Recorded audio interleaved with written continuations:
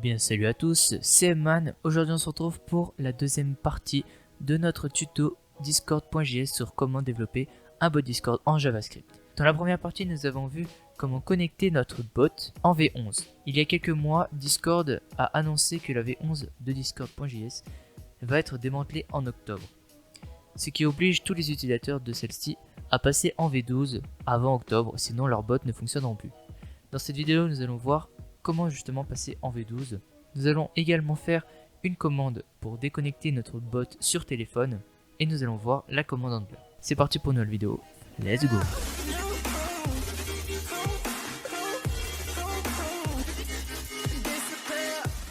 Si je suis sur PC actuellement, c'est parce que j'ai un nouveau micro qu'il faut que je configure en permanence avec ceci.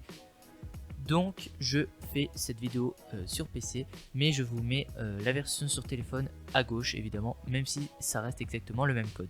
Donc dans une première partie, vous pouvez voir que j'ai rajouté 2 lignes de code depuis la dernière vidéo. Donc cette ligne de code là, ce sera juste pour ajouter notre bot à notre serveur. Donc vous allez sur Google Discord Portal. Voilà. C'est tout simple. Vous allez sur Discord Portal, vous allez sur votre bot. Et là, vous avez juste à copier l'identifiant. Vous allez sur Discord Calculator, Discord Calculator Permission. Vous mettez la permission que vous voulez. Moi, je vais mettre administrateur, ça résume tout. Vous copiez l'identifiant et vous avez juste à cliquer sur le lien ici et le copier ici. Voilà. Ensuite, vous pouvez voir cette ligne de code là qui va mettre un statut en fait à notre bot. Donc, on va enlever les slash. Donc je suis passé aussi en bot à la place de client parce que c'est beaucoup plus rapide de mettre bot. Donc là en fait ça va mettre un statut comme ceci par exemple. Vous voyez là j'ai un statut que je peux changer comme je veux. Et bah là c'est exactement pareil sauf qu'on est obligé de mettre un type. Les types, comment ça fonctionne? Listening, playing et streaming. Donc watching qui est regardé, streaming qui est streamé, playing qui est joué, listening qui est écouté. Custom statut on peut pas encore trop le mettre donc nous on va mettre watching. Donc ceci va afficher regarde un nouveau bot en développement. Donc dans un premier temps, nous allons créer un nouveau fichier qu'on va appeler config.json. Dans celui-ci, nous allons mettre le préfixe et le token. Vous mettez des accolades, hop, vous entrez, vous mettez des doubles guillemets, très important que ce soit des doubles guillemets pas des simples, sinon ça ne fonctionnera pas. Vous mettez préfixe de point et notre préfixe qui est point d'interrogation. Voilà. Ensuite vous mettez une virgule, très important aussi. Vous entrez, double guillemets, token, deux points, et là on va récupérer notre token. Voilà. Et on n'a plus besoin du config.json. Ensuite ce que nous allons faire, c'est qu'on va supprimer ça. Et là on va faire un truc tout simple. Const, on ouvre les accolades, config, virgule, préfixe, virgule, token, égale, require, donc pour récupérer, on ouvre les guillemets point slash config.json, donc ça c'est le chemin d'accès vers le fichier config.json. Maintenant nous allons passer donc de discord.js v11 à discord.js v12. Vous allez juste dans le terminal ou dans Termux si vous êtes sur téléphone. Nous allons faire npm i discord.js et voilà. Donc là, il va faire le petit téléchargement et il va nous installer la version 12.3.1 de discord.js. Et nous allons créer un dossier qui s'appelle commande. Nous allons maintenant faire le command handler. Celui-ci est un petit peu compliqué, donc suivez bien. Déjà, nous allons avoir besoin d'un module qui s'appelle fs. Donc const fs égale require, entre parenthèses, guillemets, fs. Voilà. Donc maintenant, nous allons aller dans la console, donc dans le terminal ou dans Termux encore une fois. Nous allons faire npm i fs qui va nous installer fs. Voilà. Ensuite, nous allons faire fs.reader entre parenthèses guillemets point slash le nom de votre dossier que nous venons de créer, donc commande, slash, virgule, on ouvre les parenthèses, R, virgule, file. Ensuite, égal pour faire une flèche. On ouvre les accolades et on entre. On veut juste faire un petit peu d'espace. Ensuite, vous mettez if, entre parenthèses, R pour error, console.error. Donc là, fs.redir va rechercher dans le dossier de notre bot un dossier qui s'appelle commande. Ensuite, il va initier error et file. Donc error, s'il y a une erreur, donc ça va nous présenter ça. Et maintenant, nous allons utiliser file. Donc pour utiliser file, déjà, nous allons faire console.log, entre parenthèses, guillemets du 7, $accolade, files.length. Attention avec le mot length, ne pas inverser le T et le H, parce que souvent, c'est les erreurs qui font. Et si vous faites cette erreur, vous allez avoir undefined command. Et nous ne recherchons pas à avoir une defined command, mais bien le nombre de commandes qui sera à l'intérieur de votre dossier commande. Ensuite, nous allons faire const jsfile égale files.filter entre parenthèses f flèche f.split entre parenthèses double guillemets point, on sort point pop égal entre parenthèses js. Ceci, donc ça va filtrer les fichiers en .js en fait. Donc ça c'est pour séparer le point du nom du fichier, et ceci c'est pour regarder le type de fichier que c'est. Par exemple là on peut voir que c'est un JSON, notre index c'est un JS. Voilà. Donc ça va chercher tous les fichiers en .js à l'intérieur du dossier commande. Ensuite on va faire if files.length égal 0. On ouvre une accolade, console.log, entre parenthèses, aucune commande trouvée. Ensuite on met return. Voilà. Ensuite nous allons récupérer notre JS file. JS file.forEach. On ouvre deux parenthèses f,i égale flèche. On ouvre avec sa accolade. On va faire let props. Props c'est généralement utilisé pour se repérer. Require entre parenthèses guillemets point slash commande. Je me suis trompé, excusez-moi. Guillemets du 7 point slash commande slash $accolade f. Donc alors, jsfile.forEach va chercher toutes les commandes, du coup, toutes les commandes que nous avons définies en JS. Et là, du coup, le let's props, ça va require, donc récupérer ces commandes justement. Donc là, on peut rajouter un point virgule. Ensuite, nous allons retourner en haut. Nous allons faire bot.command égale new discord.collection qui va créer une nouvelle collection. Ensuite, nous retournons à notre code et nous allons faire bot.command, donc ce que nous venons de créer ici, .set entre parenthèses props.help.name virgule props.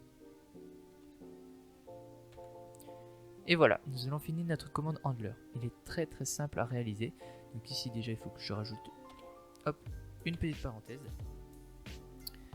Et là notre commande handler est terminée. Nous allons faire maintenant une commande pour déconnecter notre bot via le téléphone. Donc bot.on entre parenthèses, on ouvre les guillemets, message, on sort virgule, message, virgule, R, pour encore R, flèche, accolade, on entre, donc là, on referme tout de suite la parenthèse, if message.content.startWith. .startWith,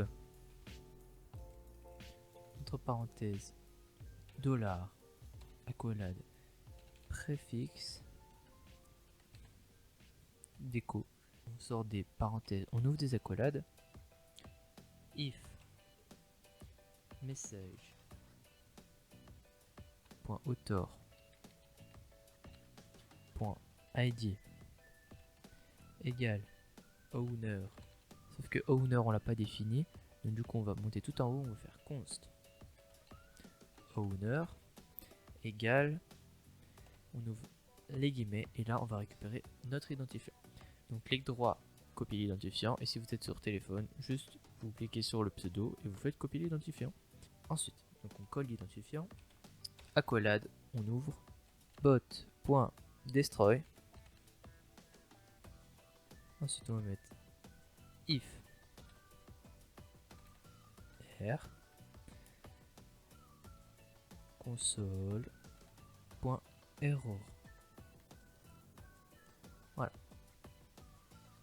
Puis on va mettre console.log entre parenthèses guillemets bot déconnecté. Donc on va tout de suite essayer si ça fonctionne. On va faire clic droit, mettre le document en forme pour que ça fasse beaucoup mieux. Sur téléphone vous pouvez pas le faire. Donc console, oula, message not defined. Comment ça, message not defined?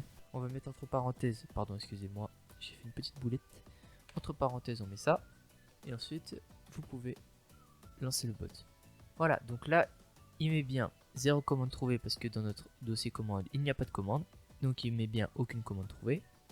Et il met bien je suis connecté. Donc sur Discord, hop, regarde un nouveau bot en développement. Cette activité, regarde un nouveau bot en développement. Donc voilà. Et maintenant si on fait point d'interrogation déco, le bot est déconnecté. Et on regarde dans les logs, bot déconnecté. Donc c'est très facile. Maintenant qu'on a fini la commande de déconnexion, on va se mettre au-dessus de l'event message et on va faire let array égale message.content.split message.content.split parenthèse, hop. Ensuite let cmd égale array crochet 0. Ensuite let args égale array point slice entre parenthèses 1. Let args égale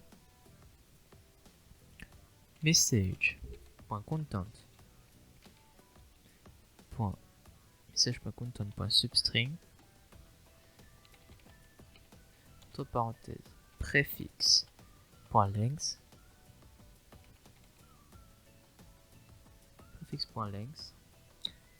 .split entre parenthèses double guillemets espace. Voilà, ceci ça va nous servir pour notre dossier commande, mais c'est pas fini. Ensuite on va faire if entre parenthèses message.content.startWith entre parenthèses préfixe. Alors on ouvre les accolades, let commande égale cmd slice commande.slice entre parenthèses préfixe.length. Donc on se retrouve quelques jours voire quelques semaines plus tard, car en effet je me suis rendu compte pendant le montage qu'il manquait une grosse partie de la vidéo, clairement. Voilà. Pour que vous compreniez un peu le contexte, en fait, il y a le son que j'enregistre avec Audacity. Et il y a la vidéo que j'enregistre avec OBS. Du coup, ils sont séparés. Et bah, la vidéo, elle s'est pas enregistrée. Donc, bah, on a perdu la moitié de la vidéo. Mais c'est pas grave, comme ça va me donner l'occasion de modifier toutes les lignes bah, qui sont erronées. Car il était 23h32, je sais pas ce que j'ai foutu, mais du coup, il y a des erreurs. Alors, on va commencer tout de suite. Déjà, let commande. C'est totalement faux ce que j'ai fait. C'est bot.commande. Bot.commande avec un S. .get entre parenthèses cmd.slice entre parenthèses préfixe .length. Préfixe.length gth et pas ght. Voilà. Ensuite, vous passez une ligne if entre parenthèses commande. Pour sortir commande.run entre parenthèses bot virgule message virgule args virgule args. Voilà. Donc args et tout ça, c'est ce qu'on vient de définir ici. Si un message est envoyé, le bot va regarder si ce message commence par le préfixe et que donc si c'est une commande, donc une commande qui existe dans le dossier commande, alors il va run, donc exécuter bot message args args, donc tout ça. Voilà. Donc ensuite maintenant on va corriger quelques erreurs que j'ai faites lors de la vidéo. Donc .pop pour ajouter des parenthèses. Ensuite file.length, c'est pas du tout triple égal, mais donc une flèche donc à l'envers. Voilà. Donc file.length, flèche à l'envers, 0. Et voilà, c'était tout pour les erreurs. Donc maintenant on va créer notre première commande. En faisant une comparaison avec le premier tuto, j'ai remarqué que plus de 93,2% de ceux qui regardent la vidéo ne sont pas abonnés, donc abonnez-vous, ça me ferait super plaisir, et puis on pourrait peut-être atteindre les 100 abonnés. Merci. Alors, créez un nouveau fichier, help.js, et vous entrez. Donc première chose à faire, on va require discord.js. Donc on fait const discord, voilà, égale require entre parenthèses guillemets discord.js, tout simplement. Ensuite, on va devoir exporter notre commande pour qu'elle puisse fonctionner à partir de l'index. Pour ça, module.export.run, voilà, module.export.run égale. Donc là, on va ouvrir des parenthèses, on va récupérer le bot virgule message virgule args, donc comme dans l'index, espace égale, donc on fait une flèche à l'endroit cette fois-ci, et on ouvre des accolades et on entre. Voilà. Donc là on va faire message.delete. Delete, voilà. Donc là, dès que cette commande est exécutée, ça va supprimer le message donc de celui qui a fait la commande. Ensuite, on va créer un embed. Qu'est-ce qu'un embed? Ça va être un message sous forme de tableau. Vous allez voir. Donc, const embed égale new discord.message embed. Et on ouvre des parenthèses. Voilà. Const embed égale new discord.message embed. En V11, ça aurait été new discord.reach embed. Mais là, du coup, on est en V12. Ensuite, donc on va pouvoir faire notre embed. Donc .set title entre parenthèses. Donc déjà, non, il faut pas mettre de point virgule ici, sinon ça ne fonctionnera pas. .set title va créer donc un titre. Donc entre parenthèses, on va mettre commande dead, par exemple. Ça s'arrête de faire ça, ça m'énerve. Voilà, ensuite on va faire un .set description. .set description, entre parenthèses, on ouvre les guillemets. Voici les commandes disponibles sur le serveur. Voilà. Ensuite, on va mettre un .add field ou champ de texte. Donc champ de texte qui va être en gros, vous mettez un titre. Donc là, le titre par exemple va être donc modération et le contenu de la ligne. Donc on va mettre 2 astérisques en guise de markdown. Je vais vous expliquer ce que c'est le markdown. Modération, 2 points, on remet 2 astérisques. Donc là le texte va être en gras en fait grâce au markdown. Le markdown c'est la mise en forme du texte en fait. Donc ensuite on met une virgule, très important. Et là le contenu, donc value en anglais, mute, virgule, warn, virgule, ban, virgule, kick. Voilà. Je pense qu'on est pas mal. Ensuite on va remettre un deuxième field entre parenthèses, donc guillemets, et là on va mettre utilisation. Voilà. On ressort, on remet une virgule et on remet double guillemets. Et là on va mettre, allez, chat, virgule, chien, virgule, Hugues, Hugues c'est câlin, virgule, Weeball. Voilà. Donc comme ça on a 4 commandes et 4 commandes. Ensuite on va mettre un point set footer.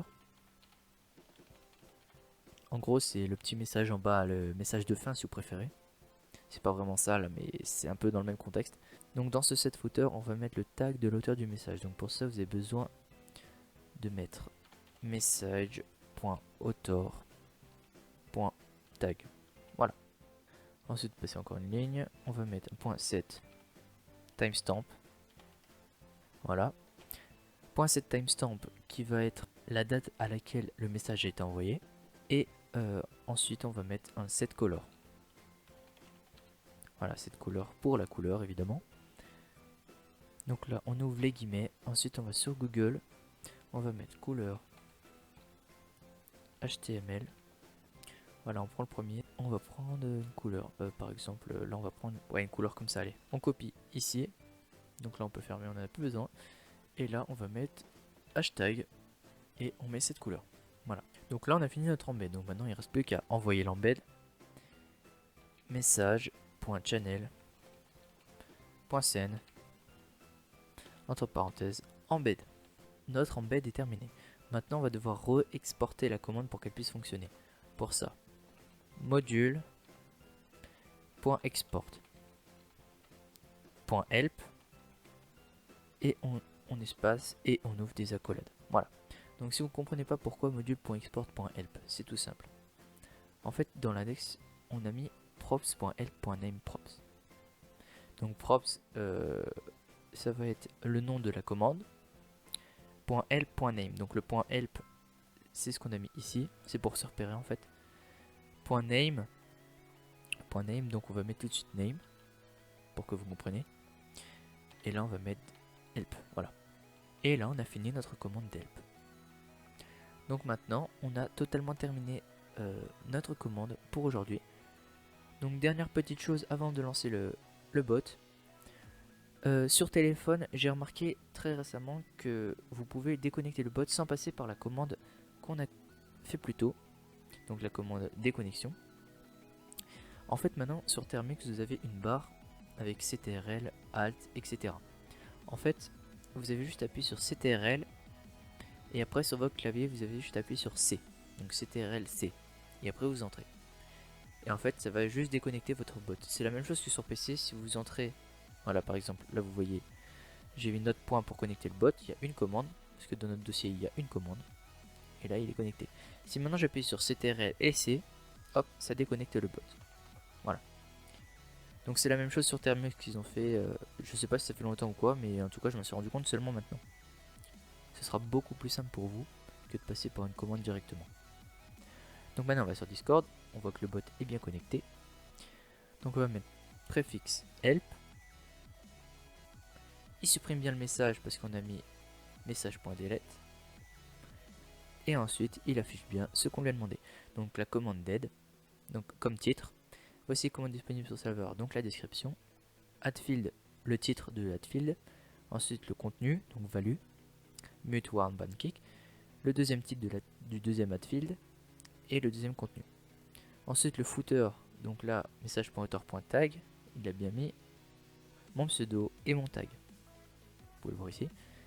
Et pour le set timestamp, il a bien mis l'heure qu'il est, donc 22h. Bon, là maintenant il est 22h01, mais le message a été envoyé à 22h. La couleur, elle est bien là aussi. Et donc voilà.